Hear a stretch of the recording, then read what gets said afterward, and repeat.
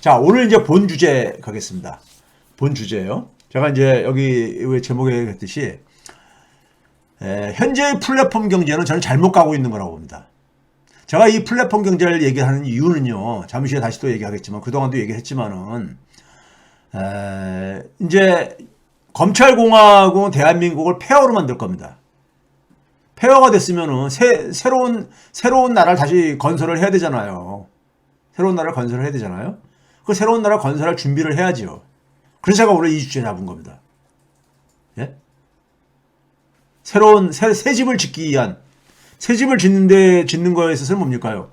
저는 이제 경제 쪽이니까 경제 질서를 우리가 어떻게 만들 것이냐는 문제잖아요. 지금 현재 그러니까 우리가 기술적인 측면에서 볼 때는 플랫폼 경제는 경제의 플랫폼 하는 이거는 그러니까 우리가 하나의 대세라기보다도 이거는 기본적인 하나의 흐름이고요. 그런데 현재의 플랫폼 경제는 미국이 주도를 하고 있고 중국이 그러니까 쫓아가고 있는 이런 플랫폼 경제는 잘못 가고 있다.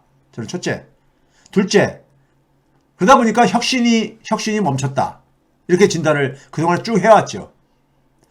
근데 하물며 한국 같은 경우는 아예 플랫폼 경제에 들어가지도 못하고 있다. 플랫폼 기업이 저는 제대로 된 플랫폼 기업이 없다고 봅니다. 플랫폼 기업이 없다고 봐요. 그러니까 예를 들면은 그러니까 애플이나 구글 같은 기업이 없잖아요. 한국에. 솔직히 말해서요. 카카오는 아니거든요. 플랫폼 기업이 아닙니다. 네? 중국에는 그래도 있잖아요. 중국에는요. 네? 중국에는 있거든요. 그러니까요. 바이두라든가 텐센트라든가 예? 뭐 이런 플랫폼 경제가 있잖아요. 플랫폼 기업들이요. 근데 이제 우리가 이렇게 뒤처진 대신에 우리도 빨리 이제 여기에 이제 쫓아가야 되는데 우리가 산업화에도 우리가 뒤처졌었잖아요. 근데 우리가 플랫폼 경제에도 뒤처진 거예요. 지금요. 뒤처졌는데 앞에 미국을 그러니까 우리가 후발주자의 장점이 뭡니까? 선두주자의 그러니까 우리가 선두주자를 반면교사로 삼아서 우리가 쫓아가야 되는 거잖아요. 반면교사로요. 그래야지만이 선두주자가 한 길을 똑같이 쫓아가게 되면은 그거는 후발주자가 자기의 이점을 하나도 못 살리는 거죠. 예? 못 살리는 거잖아요. 그래서 하이퍼앱으로 이제 그러니까 우리는 플랫폼 경제를 펼치자. 그래가지고 플랫폼 경제를 제대로 된 플랫폼 경제를 만들고 그래서 혁신이 활성화될 수 있는 그러한 이제 그러니까 우리가 플랫폼 경제를 만들자 이겁니다. 이걸 할 수 있는 기회를 우리가 지금 만들 수 있다는 겁니다. 네, 만들 수 있다는 것이고 오늘은 좀 여기에 이제 여러 가지 얘기를 할 건데요. 먼저 제가 이제 대한민국이 사실 그러니까 우리가 윤석열 정부가 이렇게 폐허로 만들기 이전에도 대한민국은 제가 고여있는 물이라 했잖아요. 연못에 고여있는 물과 같다 그랬잖아요. 그렇죠? 자산가 공화국 그리고 혁신이 없고 예? 산업 구조도 그러니까는 거의 그러니까 정체돼 있고 예? 그렇죠? 그렇게 얘기했었잖아요. 앞에서 쭉 그렇게 얘기했을 때. 그 미래가 보이지 않아요. 대한민국 경제예요. 보이지 않는.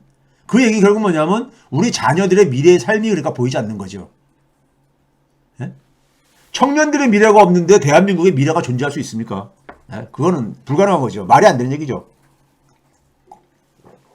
이것과 관련해서 지난주에 통계청에서 대한민국 1인 가구에 대한 그러니까 통계가 이제 그러니까 좀 이렇게 그 보고서가 통계들이 나왔죠. 거기 보게 되면요. 1인 가구 비중이 가속도가 붙고 있습니다. 한 지난 6년 사이에 2015년하고 2021년 지난해까지 완전히 집계가 돼 있었는데 1인 가구가 거의 200만 가구가 증가했어요. 한 200만 명이 증가했다는 얘기죠. 엄청나게 빠르게 증가하고 있는 겁니다. 1인 가구 비중이 33.4%. 근데 6년 전에 비해서 한 200만 명이 증가했다 이거예요. 200만 가구가요. 예? 엄청 증가한 거죠. 예? 근데 이렇게 1인 가구가 이렇게 굉장히 가속도가 붙는 이유는 내용을 들여다보면요. 1인 가구 대부분이 어디에 있냐면요. 20, 30대하고 그 다음에 저희 뒤에 60대 이상. 이거예요. 그러니까 20, 30대의 이런 1인 가구라는 건 뭡니까? 결혼 안 한 가구라는 얘기잖아요. 예? 그러니까 결혼율 저하하고 결혼율이 떨어지는 거하고 그 다음에 나이 드신 분들이 이제 그러니까 나이 드신 분들이 홀로 되신 분들이 이 고령화 이게 그러니까는 이게 1인 가구 비중 증가에 그러니까 기본적인 양축인 거예요. 예? 고령화 굉장히 빨리 진화되고 있고 결혼율 저하되다 보니까 우리 이 인구가 줄어들고 있는 예? 이 인구 문제 많이 얘기하잖아요. 그 결과가 이제 그러니까 굉장히 걱정하는 사람들은 파국으로 치달을 수밖에 없다. 예? 인구 구조 문제 속에서도 이런 얘기를 하고 그러잖아요. 자, 이거 봐보세요. 이거 보시게 되면은 연령대별 1인 가구 비중이 실제로 보게 되면은 20대가 한 20% 되고 30대가 한 17% 돼가지고 합해가지고 보게 되면은 한 37% 차지하고 있고 60대 이상이 또 한 35, 한 5% 차지하고 있고 예?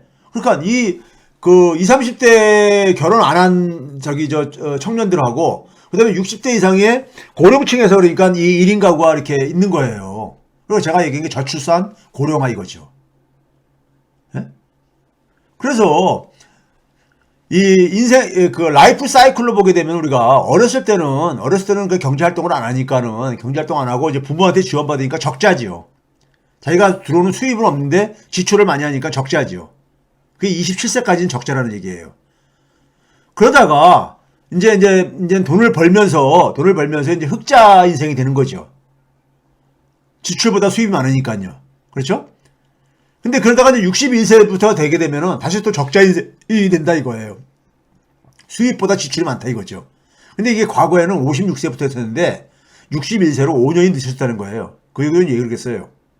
돈을 벌지 않으면은 생계 위기가 오니까 더 오랫동안 일을 해야 되는 이런 삶이 됐다는 얘기죠. 예?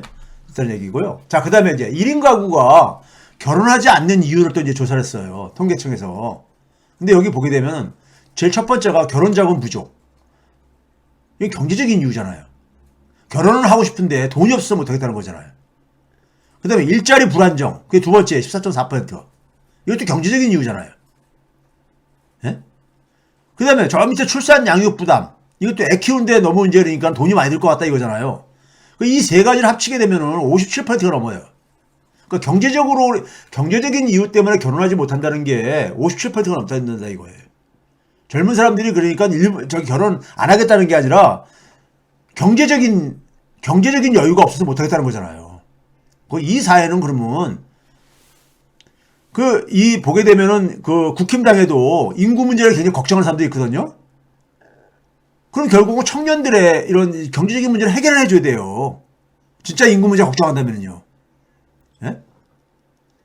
그러니까 출산 누굽니까? 나경원 저출산 위원회 부위원장인가 위원장인가 이런 거 맡고 앉아 있는데 예? 그거 하려면은 젊은 사람들 그러니까는 이 경제적인 문제 해결해 줘야 돼요. 경제적인 문제 해결 안 되면은 결혼 못 하는 거 아닙니까? 결혼 못 하면 출산이 떨어질 수밖에 없는 것이고. 자, 그다음에 봐보세요. 결혼문에 대한 견해를 물어봤는데 제가 주목하는 건 이겁니다. 결혼하지 않고도 자녀를 가질 수 있다. 동의하는 비율은 37% 정도밖에 안 돼요. 의외로 제가 생각보다 낮더라고요. 그러니까 아직까지는 그러니까는 예? 결혼하지 않고 자녀 가지는 거에 대해서 굉장히 여전히 그러니까는 좀 이제 제가 생각하는 기준에서는 그렇다는 얘기고 결혼하면은 자녀를 가져야 된다는 게 66% 되더라고요. 그러니까 뭐냐면 결혼하면은 출산할 의사가 있는 거예요. 아이를 가질 수가 있는 게 아이들 양육하는데 부담만 적다면은요. 그러니까 우리나라에 있어서 인구 문제는 저출산 문제는요 철저하게 경제적인 문제입니다. 아니 철저하다는 표현은 너무 과도하고 상당 부분이 경제적인 문제라 이거예요. 예? 근데 여기다가 그러니까 무슨 애나 얼마 준다 이거 하면 안 된다 이거죠. 그렇죠? 아까 봤듯이 그러니까 결혼자금 부족, 고용 불안정 이런 거 해결해야 되는 거죠. 출산 양육 부담 없애고 해줘야지요. 그렇죠? 그 다음에 이제, 1인 가구들이 그러니까 주거 상황도 보게 되면은 자기 집까지 사람이 별로 없죠. 1인 가구들이. 그러니까 결혼도 못하고 그런 거죠, 뭘. 대부분이 월세를 이용하고 있는 것이고. 예? 월세를 이용하고 있는 거 아니에요. 그렇죠? 그러니까 자기 집 가진 비율이 20, 30대가 굉장히 적잖아요. 적으니까는, 그러니까, 지난해 이렇게 연끌 해가지고, 이렇게 막차 탔다가 지금 고생들 하고 있는 거 아닙니까? 그 다음에 이제, 최소 주거를 확보할 수 없는 사회, 이거 통계를 보게 되면요. 자, 1인 가구가 원하는 그러니까는 주거 지원 프로그램에서 예? 가장 이제 그러니까 눈에 띄는 게 뭐냐면은 전세자금 대출 지원, 월세 보조금 지원. 기본적으로 살 주거 조건을 좀 마련해 달라 이거예요. 최소한에 내 집 갖는 건 두 번째 문제이고, 예? 그다음에 장기 공공임대가 세 번째. 예? 그럼 이 주거 문제 이거 해결해 줘야 될 게 아닙니까? 예? 이거 국힘당도 마찬가지로 가다면요. 그다음에 1인 가구 대다수는 실제로 보게 되면요. 주택 마련하고 노후 대비가 불가능합니다. 왜 그러냐면은 1인 가구가 저 갈색입니다. 짙은 갈색이요. 실선입니다. 1,000만 원 미만이 5명 중에 1명 이상이에요. 21%니까. 예? 연소득이 1,000만 원 미만이요. 그러니까 얼마나 그런 겁니까? 3,000만 원 미만. 1,000만 원, 3,000만 원 미만이 47%나 돼요. 47%. 그러니까 두 개 합하게 되면 3,000만 원 미만이 전체가 몇 퍼센트라는 얘기입니까? 68%. 거의 그러니까 10명 중에 7명이 3,000만 원 미만이라는 거예요. 3,000만 원이면 얼마입니까요? 한 달에 250만 원이잖아요. 한 달에 250만 원 미만이 절대 다수라는 얘기예요. 1인 가구들이요. 그러니까 경제적으로 굉장히 빈궁한 거예요. 경제적으로 빈궁한 겁니다. 그러니까 경제적으로 이런 빈궁한 문제를 해결하지 않으면 예? 윤석열 정부에서 출산 문제는 해결은 안 되는 거예요. 출산 문제. 결혼 못 한다잖아요. 결혼하고 싶어도요. 왜? 경제적인 문제 때문에. 예? 이거 해결해 줘야 될 게 아닙니까? 해결해 줘야 될 게 아니냐고요. 그러면서 임금은 안 올리게 하고 일만 많이 시키려고 지금 하고 있는데 그러면 출산이 해결되겠습니까? 부채 비율. 부채도 그러니까는 1인 가구들은 부채가 훨씬 더 적어요. 적습니다. 부채 비율은 1인 가구나 전체 가구나 비슷한데 부채 비율은요. 부채 규모는 절대 규모는 훨씬 적습니다. 왜 그렇습니까? 능력이 없으니까 돈도 그러니까는 돈도 못 빌리는 거죠, 뭘. 그 다음에 이제 뭐냐면 1인 가구도 부동산에 대부분이 그러니까 자산이 거기에 집중돼 있어요. 예? 자기 집이 없다 하더라도 예? 월세 보증금이든 무슨 뭐든 간에 여기 됐다는 얘기죠. 그러니까 되게 부동산 충격에 취약한 건 마찬가지라 이겁니다. 자, 제가 그랬죠. 대한민국은 자산공화국 이게 지금 붕괴되고 있습니다. 붕괴되고 있어요. 그러면 이 붕괴된 게 다시 자산공화국으로 회귀하는 것은 막아야 될 게 아닙니까? 막아야 되는 거잖아요. 예, 자산공화국은 세습사회거든요. 예? 사람들이 일할 저걸 못 느끼잖아요. 예? 그리고 사회를 고여있는 물처럼 정체시키잖아요. 윤석열 정권이 경제사회를 철저하게 폐허로 만들 겁니다. 그럼 이 낡은 집이 붕괴하는 과정에서 수많은 사람들이 고통의 절규가 나를 덮을 겁니다. 내년에요. 제가 이제 그런 말을 가끔 쓰는데요. 논어에 우리가 군자는 무너져가는 집에 들어가지 않는다. 이런 비슷한 표현이 있어요. 예? 왜 그러냐면은 하늘의 역사를 볼 때는 그 집이 수명이 다했으면은 그냥 무너뜨린다 이거예요. 수명이 다했으면요. 거기에 사람이 있는지 없는지 확인하고 이렇게 집을 그러니까는 집을 그러니까 이렇게 무너뜨리는 게 아니라 이겁니다. 예? 그러니까 하늘의 역사를 알고 군자는 그러니까는 하늘의 역사에 순응을 한다 이겁니다. 그럼 낡은 집이 붕괴하는 거예요. 이거 불가피해요. 불가피합니다. 지금 우리 부동산 시장이 경착륙으로 지금 진입하고 있잖아요. 경착륙으로요. 연착륙이 아니라 경착륙으로 진입하고 있잖아요. 이게 낡은 집이 붕괴하는 하나의 모습 중에 하나인 거예요.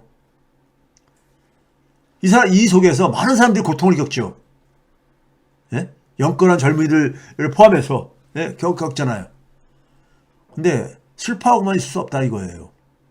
이 엄청난 희생과 고통을 반면교사 삼아서 다시는 이런 일이 일어나지 않도록 대한민국에서 예? 그래서 정상적인 사회를 만드는 것이 우리가 준비해야 될 일이죠. 검찰 정권은 폐허로 만들 거라고 제 말이 맞나 안 맞나 두고 보세요. 예? 제가 지금까지 얘기한 것처럼 제가 틀린 말을 크게 하면은 저기 활동 중단합니다. 대한민국에서 승리의 역사를 만드는 건요. 대한민국, 즉 청년의 미래를 만드는 거예요. 예? 미래라는 것은요. 새로운 가치를 창출해야 되는 겁니다. 기존에 있는 거 가지고 이게 고여 있는 물인데 기존은 거기서 무슨 저기 희망이 있어요. 미래가 있어요. 새로운 걸 만들어야 되는 거예요. 좋든 싫든 간에요. 예? 이거 만들어야 되는 겁니다. 아, 민주당 이거 못하면요. 민주당 이거 못하면은 또 정권 뺏겨요. 이 반사 이득을 받다가도 또 뺏깁니다.